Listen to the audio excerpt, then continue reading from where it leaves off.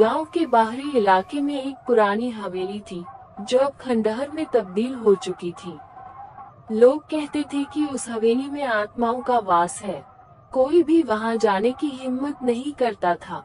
पहला दिन, राहुल, एक नौजवान पत्रकार, इस हवेली की सच्चाई जानने के लिए गांव आया।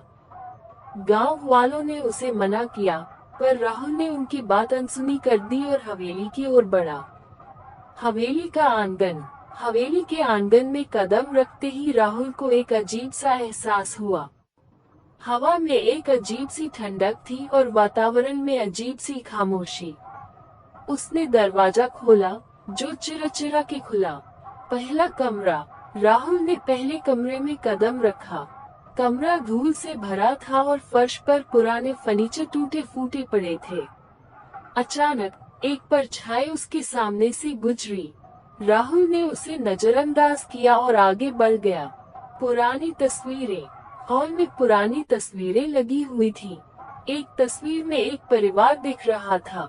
राहुल ने गौर से देखा तो पाया कि तस्वीर में एक बच्चा नहीं था, लेकिन तस्वीर के नीचे उसका नाम लिखा था। रहस्यमय आवाजें। रात बढ़ती गई और हवेली में अजीब अजीब आवाजें आने लगी। राहुल ने रिकॉर्डिंग उपकरण चालू किया और आवाजों की दिशा में बढ़ा।